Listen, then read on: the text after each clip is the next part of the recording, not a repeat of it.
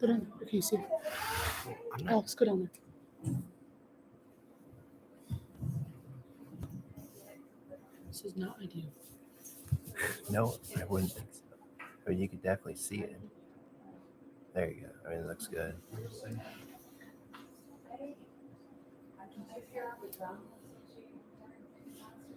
Or do I need to like? I think it looks good.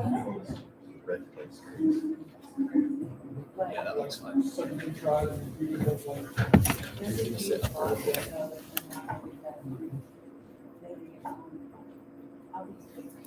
I don't really want to. It's cool.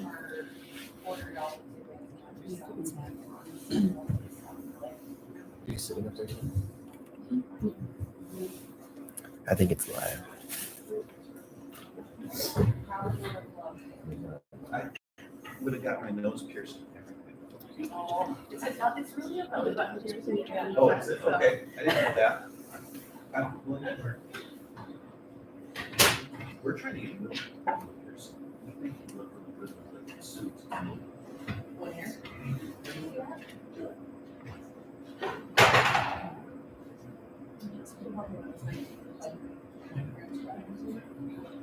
Oh, I thought you meant it was 19 degrees. Okay, just meant it's 19 degrees.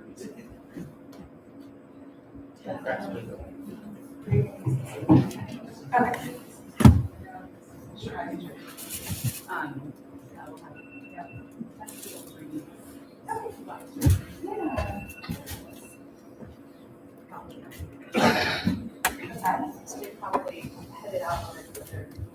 Oh, that's true.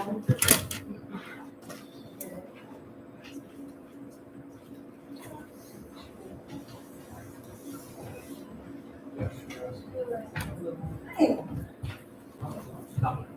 Geneviève, nice to meet you. Oh, fabulous. Of course. Thank you for asking. Let's take a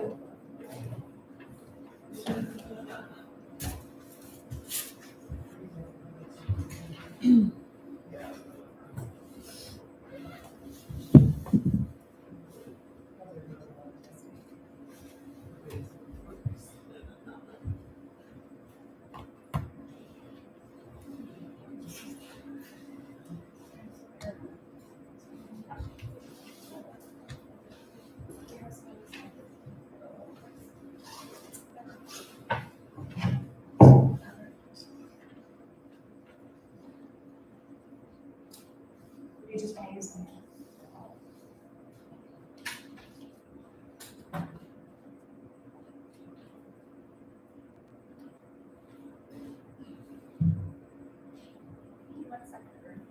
Do you just want to use this? Of course.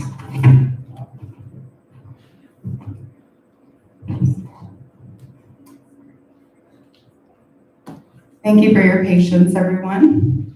I have some people who are still coming in, but we'll go ahead and get started. So good afternoon.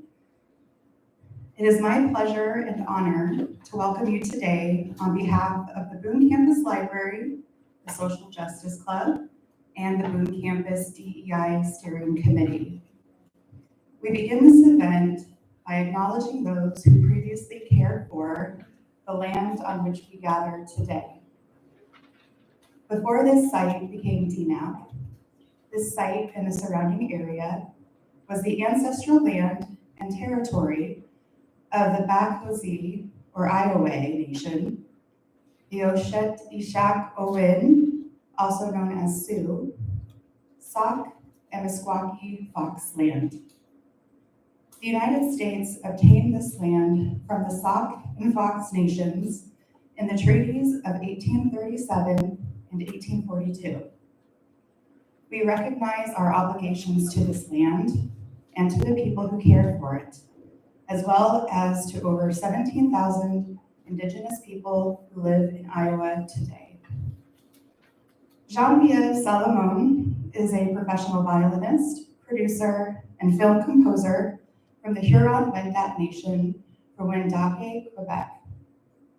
Fresh from her recent performance on the runway for Paris Fashion Week and Anchorage, Alaska for the debut of a new powerful awareness piece Geneviève is internationally recognized musician and composer who uses her musical platform to raise awareness on issues surrounding mental health, sexual violence against women, and critical issues within Indigenous communities, such as the missing and murdered Indigenous women and the Indian residential schools.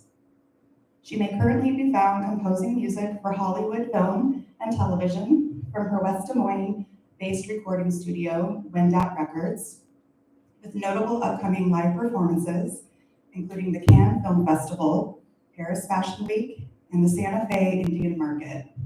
Now, please join me in welcoming Geneviève Salamone.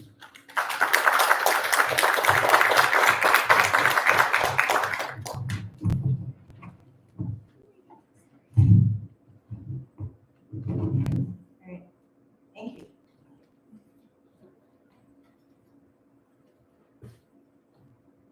Wewetsi, Ihek, Mentariatsik, Wendat. Hello everyone, my name is Geneviève Salamone. Mentari, she recognizes her voice, and I'm a member of the Huron-Wendat Nation. And it's my honor to be here with you today to present on some really important issues and just background on why some of the issues have become so widespread. I'm sorry.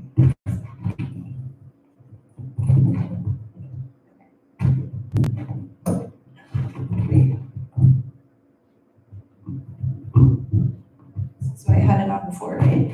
There we go. Okay.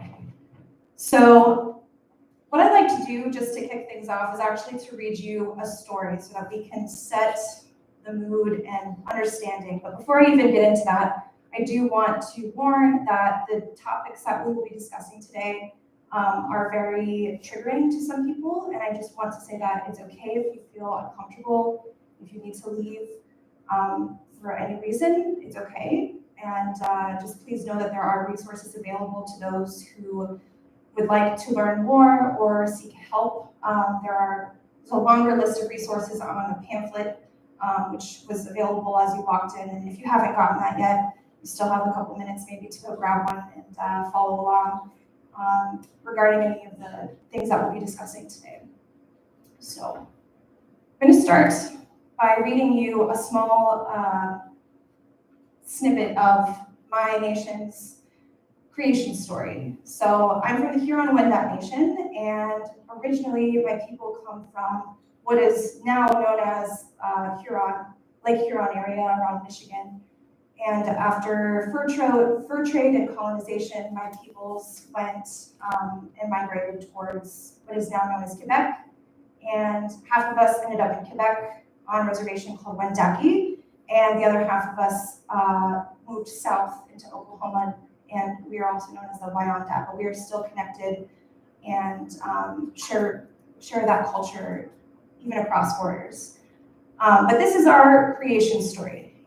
In the beginning, a female spirit named Ayatensik lived in the sky with other spirits.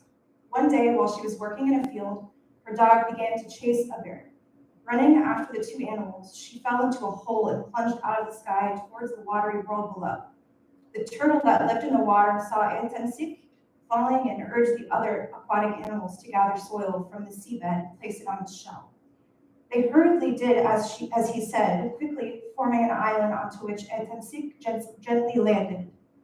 Thus, the name for the storyteller's homeland, Wendake, the island, and for themselves, Wendat, those who live on the island, the original people. So I wanted to start with this because it's really important to know as we get into this discussion today that there are more ways of knowing than the average person would maybe consider. Okay, and what I mean by that, there's a whole concept called Eurocentrism, if you're not familiar with it. It's basically the idea that a person is only made aware of the ways of knowing and the understanding of cultural things, but through the eyes of someone who is from and grew up in a European background, okay?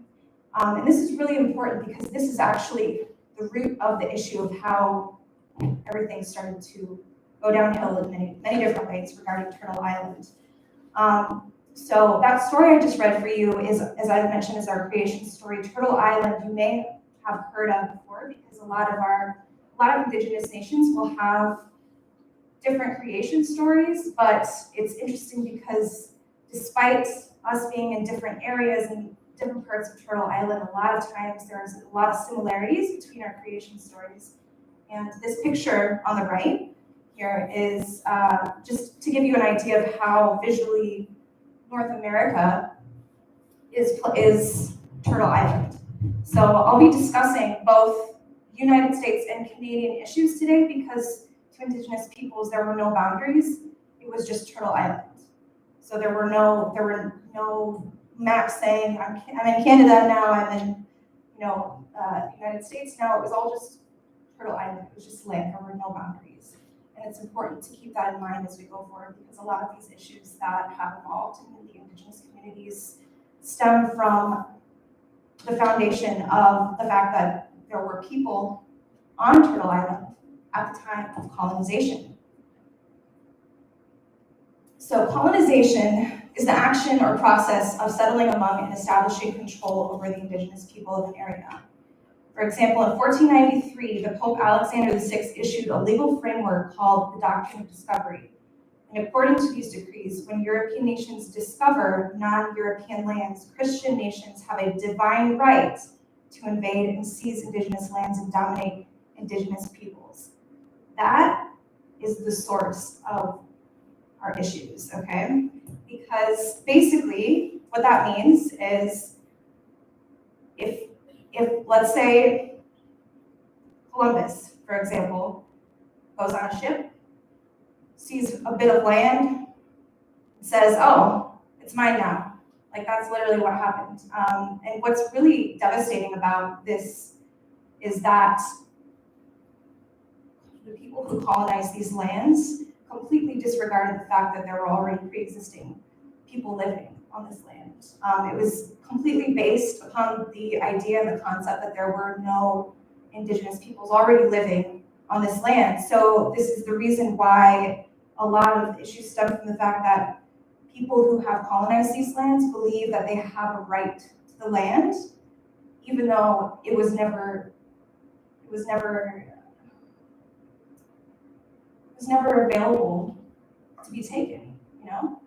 And that's just something that is really important to think about as we move forward, because discovery was used as a tool to attempt the exclusive power to extinguish our rights on an ongoing basis. From this quote here from Robert Miller, Europeans and later the colonial countries believed they possessed the only valid religions, civilizations, governments, laws, and cultures. And that, again, is kind of going back to that term Eurocentrism. That's the concept that these colonists, the colonizers, only had one track of mind for this is the religion, and any other religion that exists is incorrect. When in reality, there are so many civilizations that experience a different upbringing and a different way of knowing. I mean, this story that I read to you is thousands of years old. It's been told to generations and generations and generations. And the whole concept of our language is an oral history, but also you have to unwrap the concept that we didn't even have a written form of language. That didn't even exist. And it's fascinating because later, like much later, like only in the last 100 years or so, a lot of times our languages have been developed to now include a written form. But that's something that has been developed so that we can continue to learn it and continue that culture that was taken from us, which we'll get into that shortly. But anyways, this is the kind of the root of the issue here, the doctrine of discovery and the fact that it was built on the concept that this land was not already inhabited, because it was. And what ended up happening is once more people wanted to move and colonize these lands, they had to find a way to move the people who lived here. And I forget what was his name, Duncan, oh goodness, I should have written this down, but I apologize. There is a quote in the Canadian government at the time when the Indian residential schools were being created. The quote literally says, "Kill the Indian, save the man." That was the idea behind the residential schools. So before we get into this, just to clarify on a couple of terms, you may have heard Indian residential school, Indian boarding schools.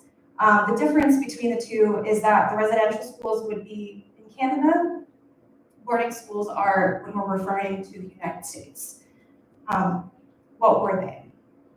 So the boarding schools were a way to mass assimilate and eliminate culture of Indigenous peoples.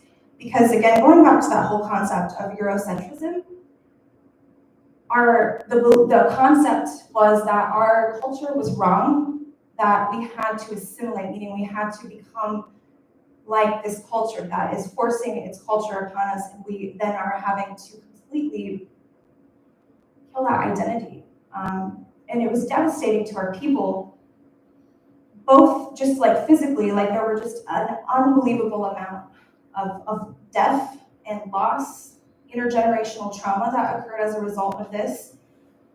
There were generations that completely lost their culture. For example, my mom went to a residential school. This is not something that happened long ago. There are still residential schools, or I should call them boarding schools, in the United States today in operation that are run by the church.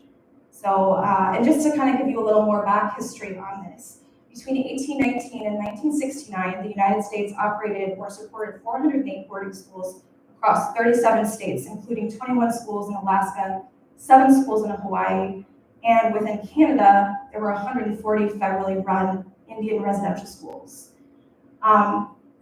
And as I mentioned there, in Canada, I believe the last one that closed was in 1996.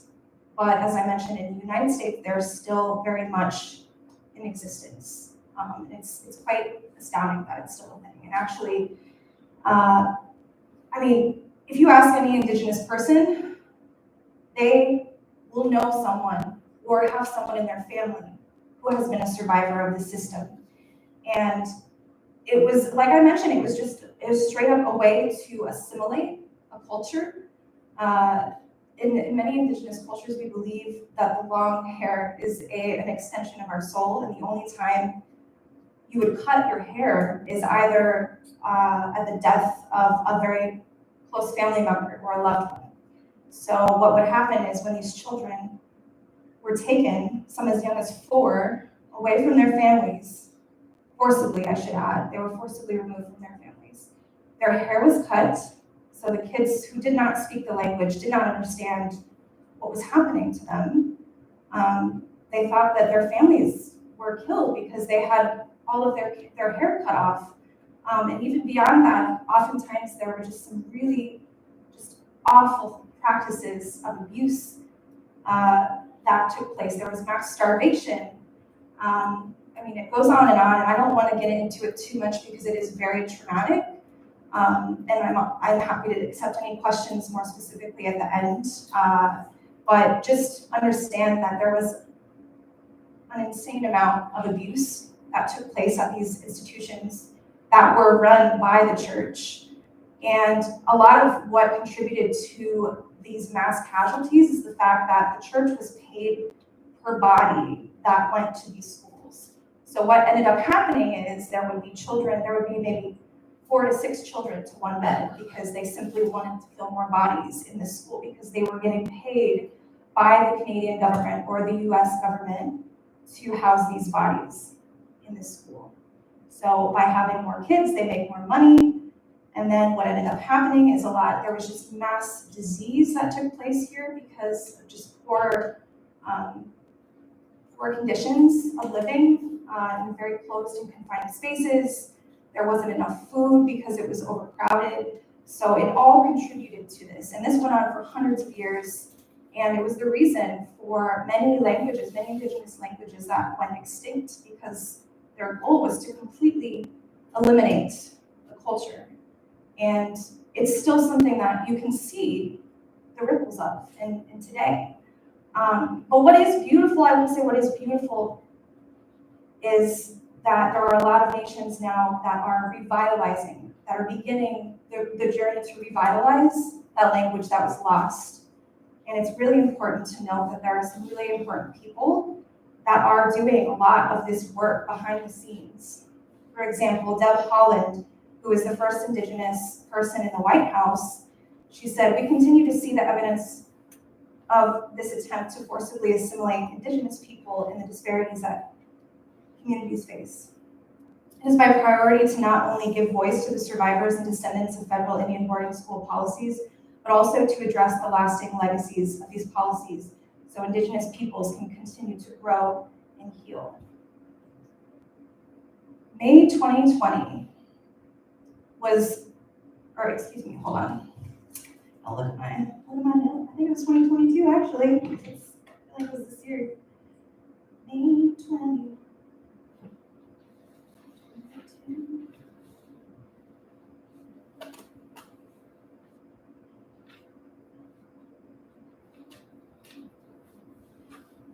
Yeah. So May 2022 was the first time any formal report was turned in to any type of government agency in the United States.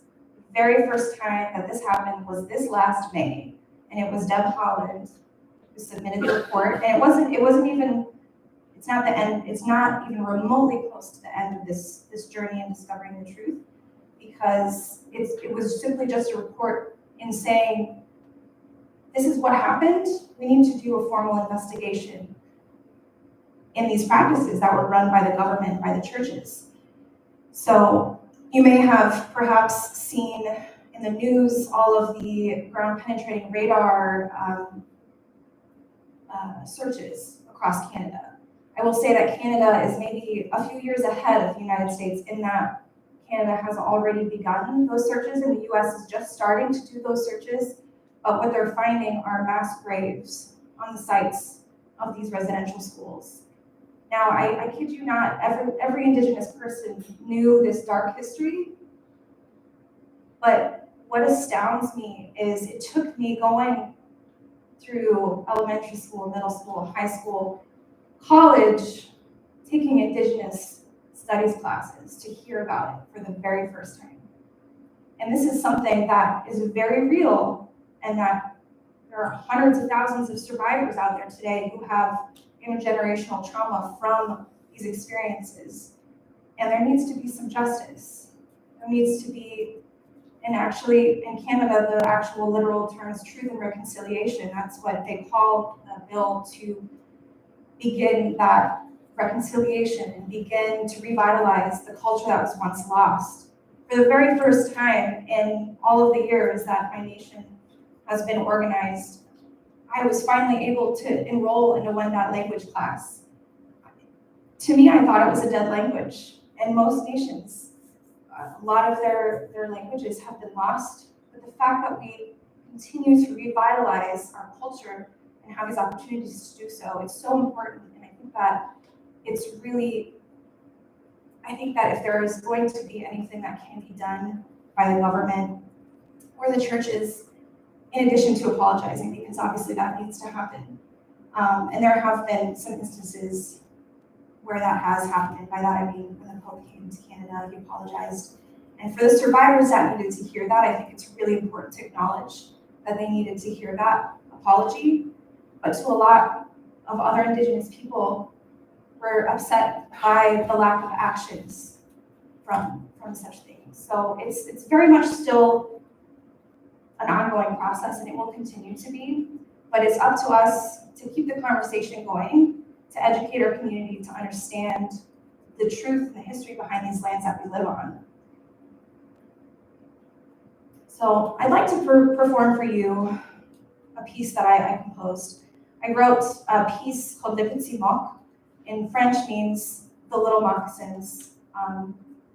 So on my reservation, we speak primarily French because we're right outside of Quebec City, and it just is the language that we speak. So I wanted to honor my ancestors in that way by using that language, but also to acknowledge those who have survived the boarding school system. Because as I mentioned, it was very prevalent, and there still continues to be that intergenerational trauma to this day. And last year, I was awarded the Iowa Resilience Grant from the Iowa Arts Council, and I wanted to use those funds to create impactful awareness pieces. I'm a musician, and I do well composing music from the heart. I only until recently have begun speaking like publicly like this, because before I had, I'll be honest, I'm a survivor of trauma, and it was very difficult for a while for me to be able to confront these types of topics. But as a result of these topics, I'm healing, but also I'm healing my intergenerational wounds as well. So this piece was part of my resilience grant project, DMACC, and it is regarding the boarding schools.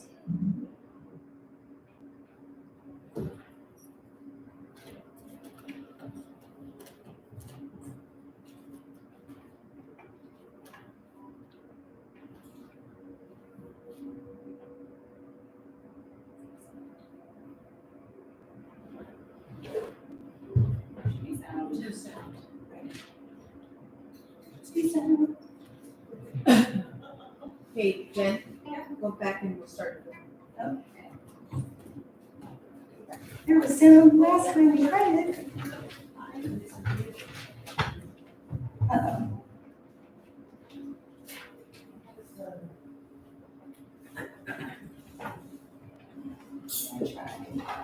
Sorry, guys. Totally had a sound check and everything. It's looking great. It's sounding great. I'm gonna try again to make sure it's going out the right way.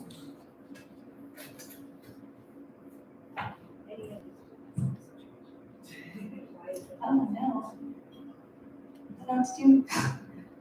Should we just try to unplug it and just try it again? See if that works. Is the soundboard that Christian had up there on the podium? Oh no! We'll get you fixed up. Thank you. Should I just try to re-plug it in? I think our tech guy is on his way. Okay, well, I guess while we're waiting, does anybody have any questions so far? I can't see anything, so just shout.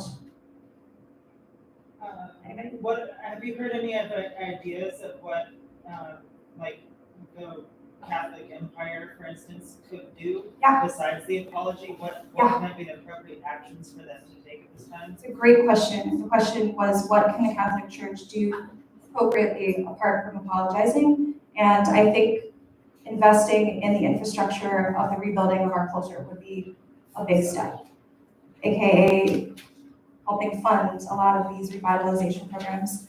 I'm gonna just keep playing it and hope that someone comes out.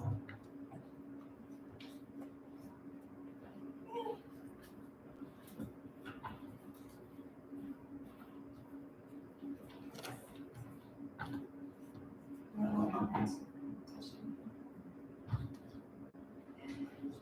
just gonna try to think. I don't have another hand. Sorry.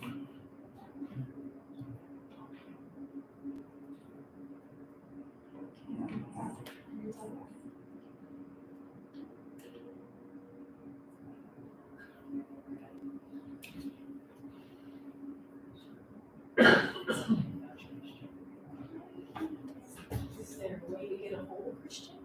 I think he's in his office.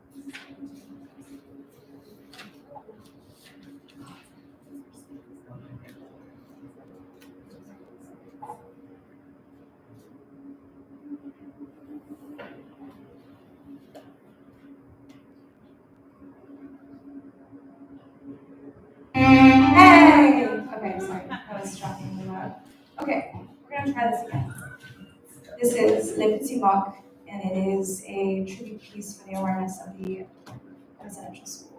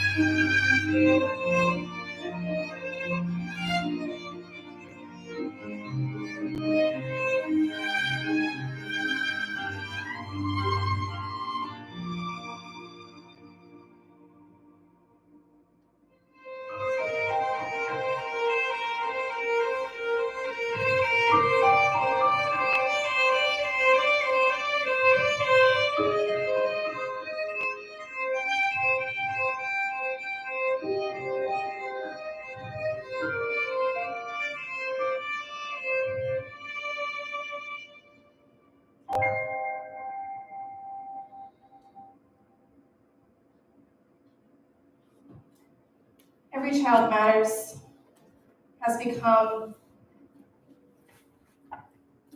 the phrase that we use to honor the children that they find at all of these sites.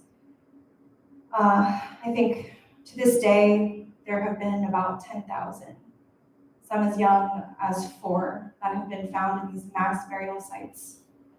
And there will be a lot more. There will be many more. Okay, we're going to move into our next part here. I'm going to play for you another bit from my Resilience Grant project. Just a short little clip here.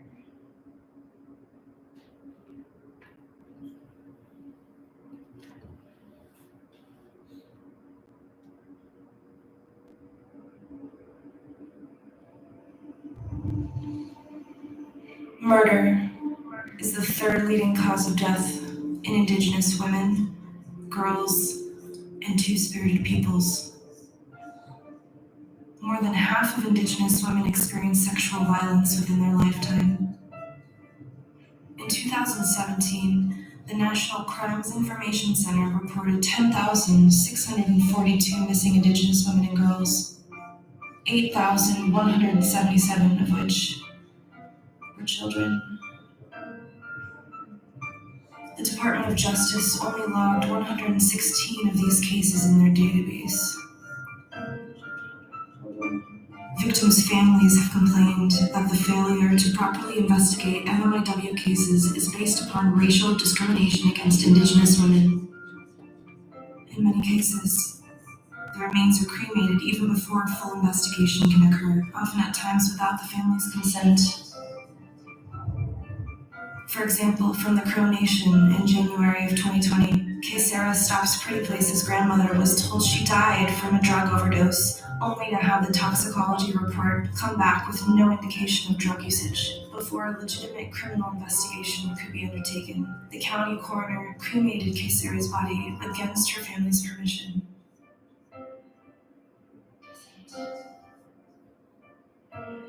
We must revolt against these injustices. Our voices are stronger together.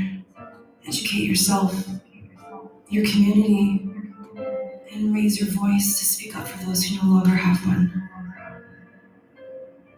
We are silent, no more.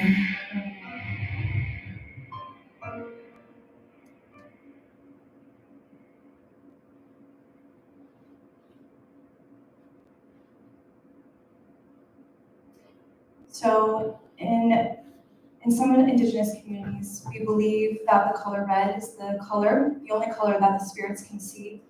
So if you're familiar with this movement, the MMIW G2S movement, you'll see oftentimes a red handprint depicted over the face. And the color red, as I mentioned, is the color for spirits to see. So it's the handprint over the mouth is actually meant to represent those voices who are no longer with us. There was an artist in Toronto, Janie Black, who I drew inspiration from this project, the Red Dress Project, where she hung red dresses in the trees all over a campus, and I think it was also a moving exhibit to showcase the missing and murdered, because much like the residential school crisis, it's not something that's talked about enough, and yet statistically, Indigenous women, girls, and two-spirited people are amongst the highest to be murdered. The rates are astronomically higher than other Indigenous or other types of ethnicities. I'm going to play one more short clip here for you because there's just a lot of good information in there. This was also part of my project.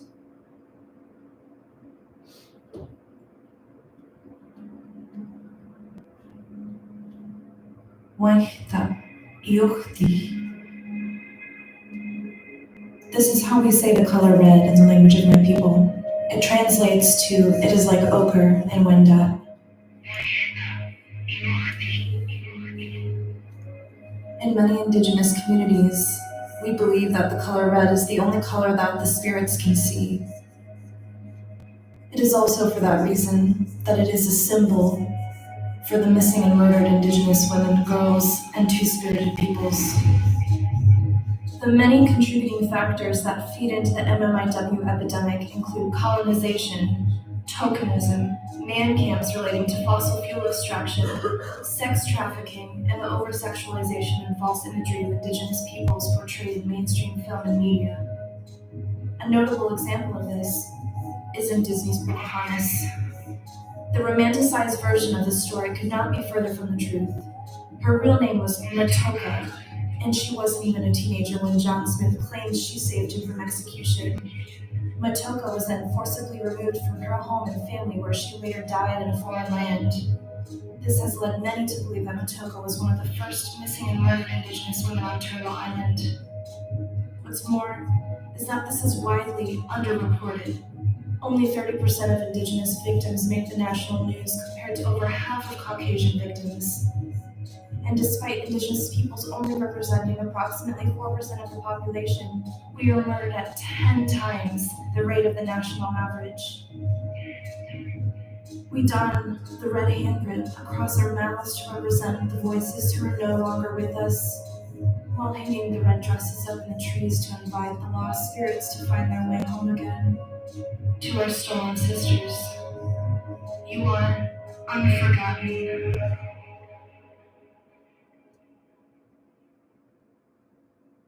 So there are a lot of reasons why this has become such a huge issue in our society. One of them being pipelines. Honestly, man camps specifically, and we're going to get into that in just a second, but I want to first acknowledge the Highway of Tears.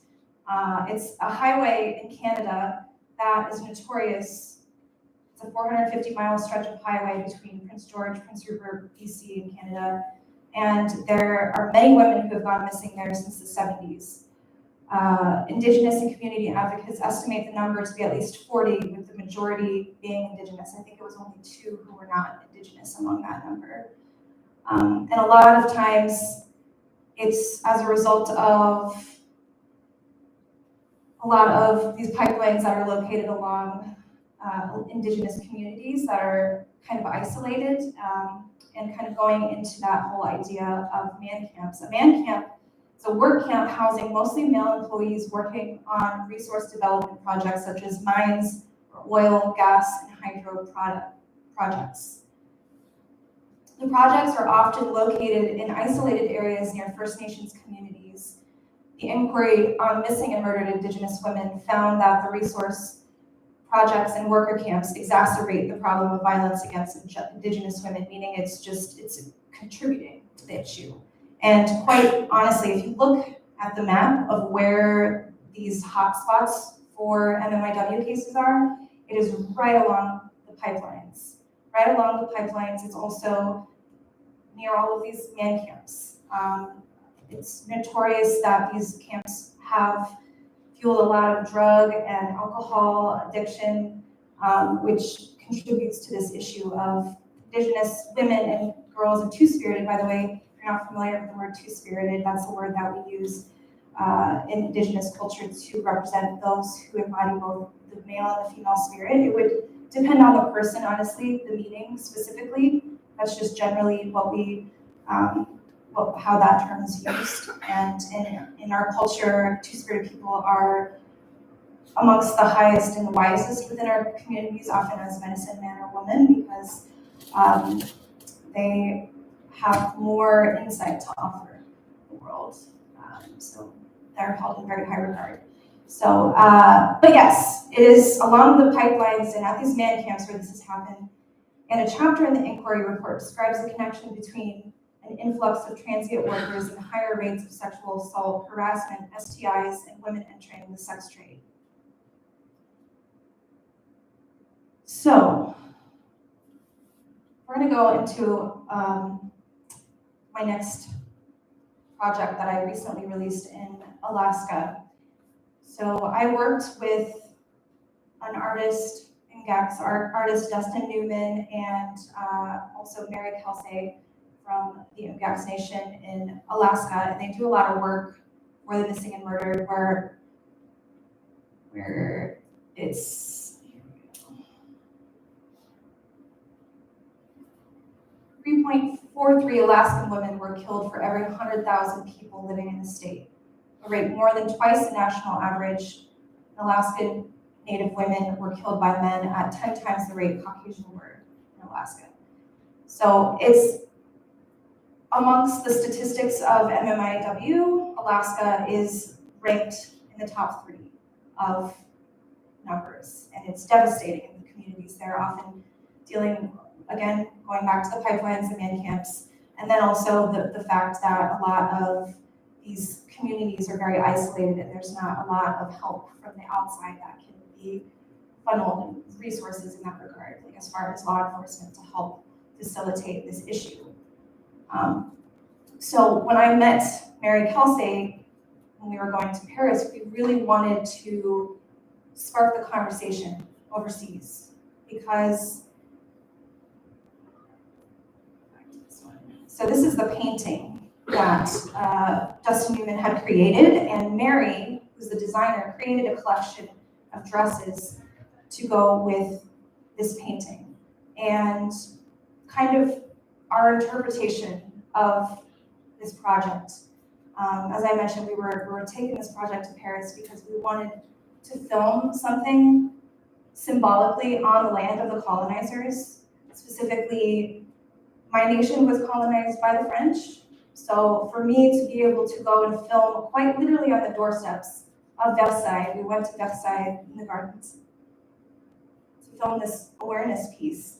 Not only was it's just a very powerful moment to be able to bring that truth to that place, but beyond that, there were dozens of people who were stopping to ask questions.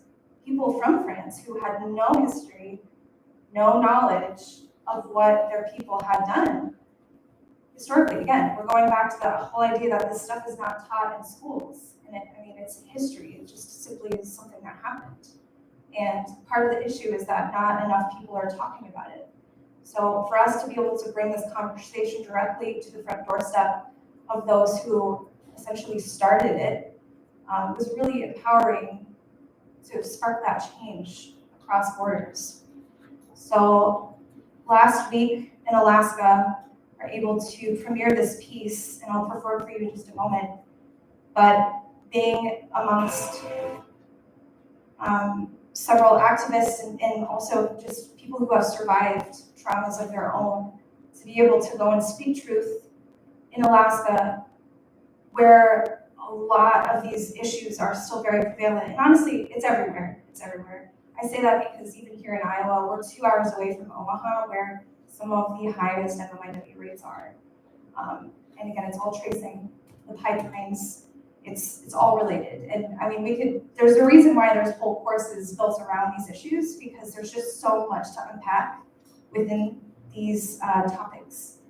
But I would like to play for you this piece for our sisters.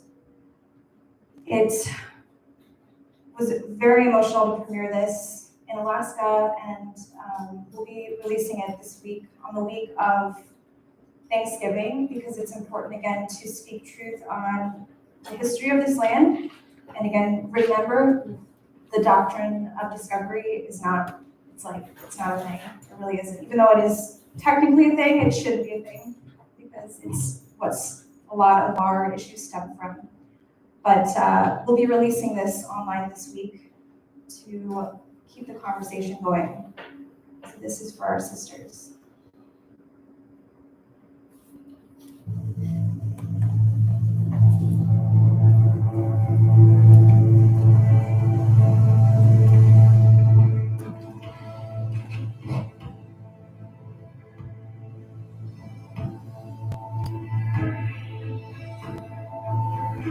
For our missing and murdered Indigenous women, girls, and two-spirited people.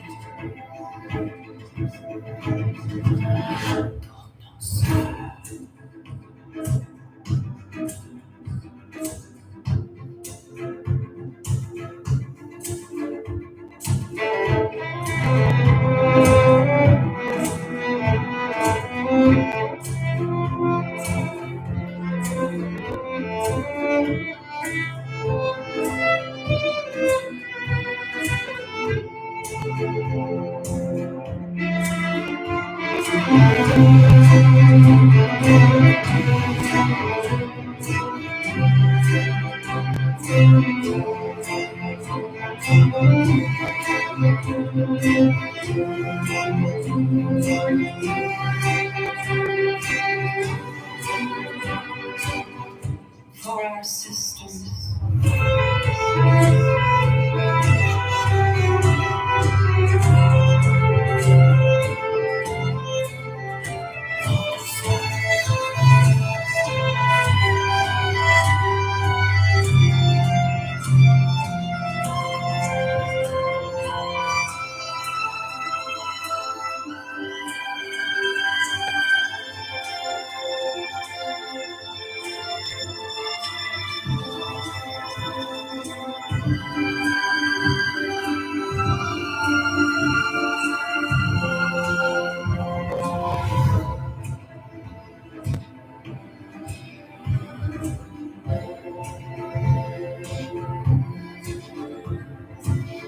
No more missing or murdered Indigenous relatives.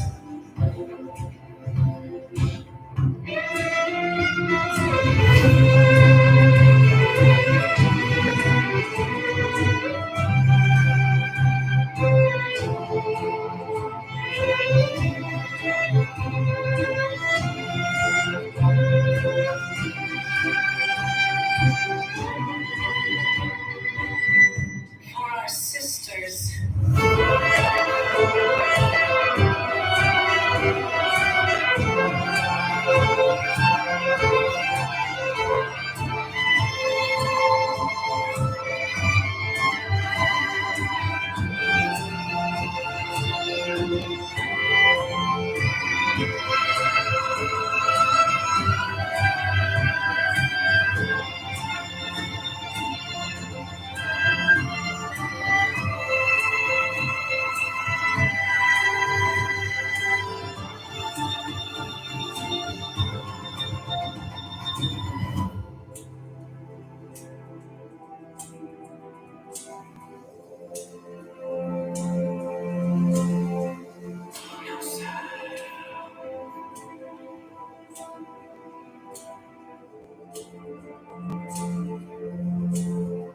For our sisters.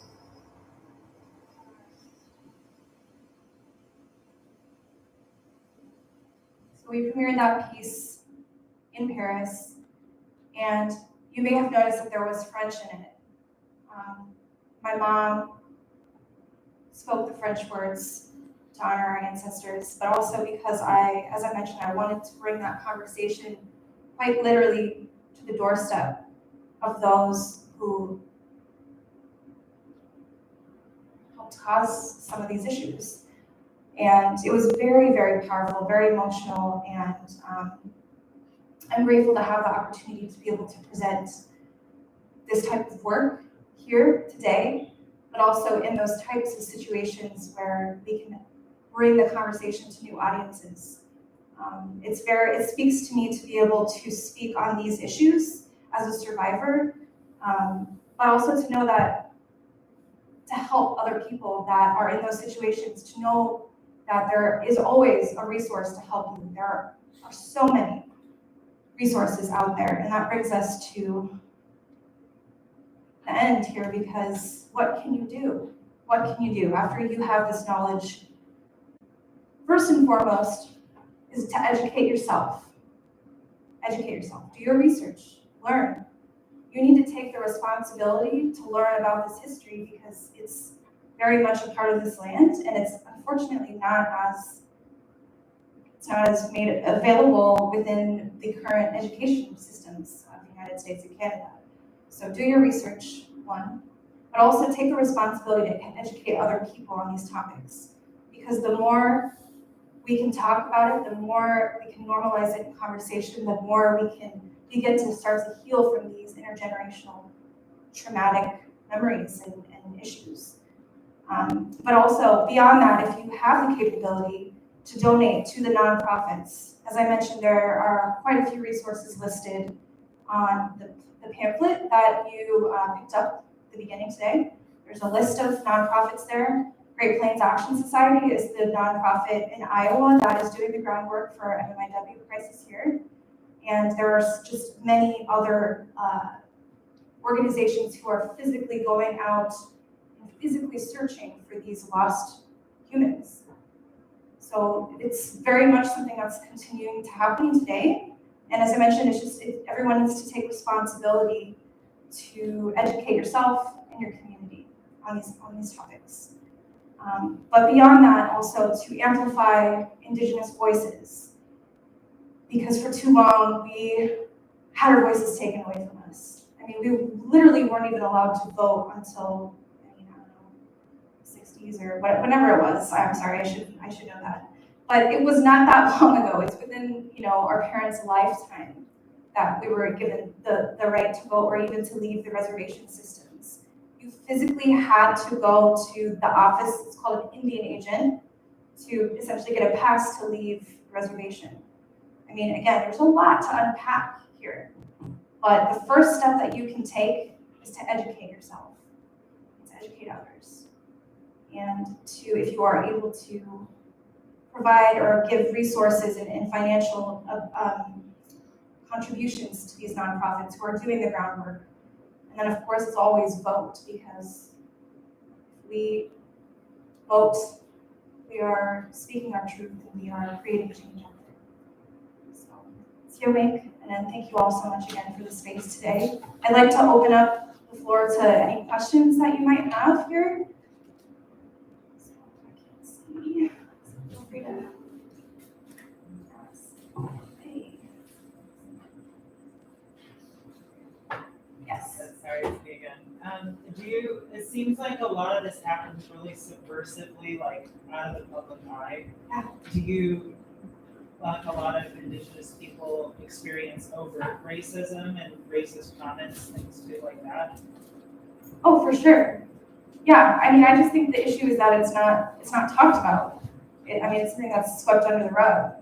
And I mean, I would say it's better now than it has been. It's definitely getting better, and that's why we're taking the initiative to continue that conversation ourselves. Every person is responsible for their own voice. So. Questions? It's okay to ask. It's a safe space.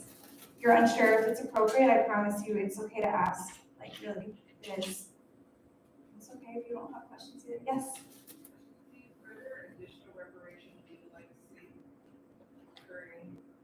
Reparations, I think the biggest thing is to honor the treaties that were originally created, because we didn't even get into that today.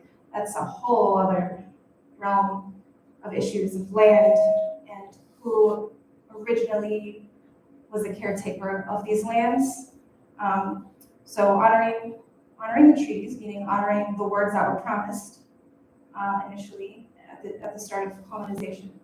But also, I think going back to the government or the churches investing in our revitalization programs so that we can continue to learn our culture. Like I said, I mean, I'm almost 30 years old, and it's the first time my nation in this last year has ever even offered an online language option for people of my nation. I mean, we live all over the world now, but now for the first time we're able to log in on Zoom, and I'm actually learning a language that was dying. And that's a way to keep it alive for the next generation. So I think that's the most important thing. Any other questions? You talked about race schools. Where are they located? Yeah, the closest one here was in Tama, Iowa. It's about a half hour away from here. And I'm not from the Meskwaki Nation, so I can't speak too much on that. But I do know from a previous presentation, someone from the nations came up and spoke and said that when their children were trying to be taken away forcibly, the elders of the nation came together and were able to actually stop them from taking their children, which is incredibly powerful to hear that. But yeah, it was everywhere. Every state you could possibly imagine. It happened here in Iowa. It was everywhere. Yeah, some kids as young as 4. But, and actually speaking on that, oftentimes when you were taken, you weren't taken to a school nearby either. I remember just learning or listening to survivor stories when I went to McGill. So I forgot to say where I went to school. I went to McGill University in Canada, and I studied violin, and then I also have a minor in Indigenous studies. And when we were learning more intimately about the residential school crisis, we spoke with a survivor who he was originally from Ontario. If you're familiar with the Canadian map, imagine this. Ontario, and it was just like north of Minnesota. Yes, Michigan. Wow. Thank you, Michigan. Woo! Geography. No, but you gotta think in the center of the country, right? And this child was transported all the way to British Columbia, which is basically California, complete opposite side of the country. Right? This was a child who was 4 years old, taken away from his family. And when he returned to his family, he no longer could speak his Indigenous language, so he couldn't speak to his parents anymore. So what often ended up happening in these situations is that the children that were forcibly removed from their homes no longer could connect with their Indigenous communities, and they were also exiled from like the normal, I guess, whatever assimilated community the boarding schools were attempting to have these children join. So they were in this weird limbo space, which is why there's so much trauma. I mean, including so many other topics, but it's a thing that contributes to that. So, yeah. To answer right first, I think a lot from what I researched, a lot of it started with Monroe, the president Monroe. He had the assimilation policies, and then in 1930, right around then, the Indian Bill of Rights came forth, and then that was the first time they were allowed, Indigenous people were allowed to go to Croatian school. Pretty much the boarding schools haven't had a monopoly on educating Indigenous people between that period. Yeah. And it kind of, there were day school students, and then there were overnight students, and the ones that could leave every day were considered the lucky ones, the ones that were allowed to go back home, because those kids were still able to go home and be with their families and to talk with their families. But as I mentioned, many of these kids that were transported state lines they were completely separated and isolated from their communities, which resulted in the mass assimilation and the loss of culture. Any other questions?